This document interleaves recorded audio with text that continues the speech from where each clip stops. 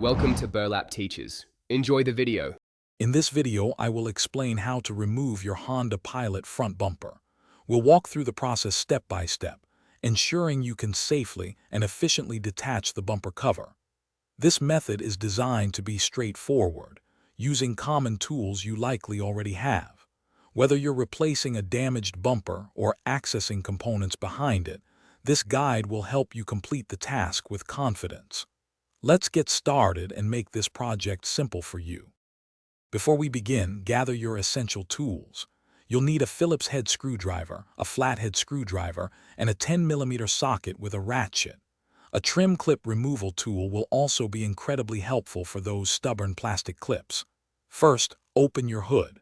Then, locate and remove the 13 clips securing the radiator cover. Use your flathead screwdriver or clip tool to gently pry them up. Once all clips are out, carefully lift off the radiator cover and set it aside. Now, let's move to detaching the bumper itself. In each wheel well, you'll find a Phillips head screw at the corner of the bumper. Remove these. Next, get underneath and remove the two 10mm bolts from the bottom of the bumper, one on each side. Locate and release any remaining push clips from the grille area and the splash shields. Finally, carefully pry the sides of the bumper away from the brackets located underneath the headlights. This usually involves a firm but gentle pull. As the bumper becomes loose, remember to disconnect any electrical connectors for fog lights or sensors. These are typically simple push-tab connectors. With the help of an assistant, carefully lift the entire bumper cover straight off the vehicle.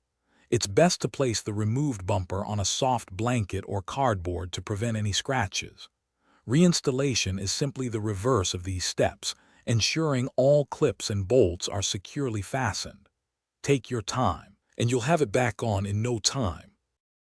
Thanks for watching. Consider subscribing if this video helped you.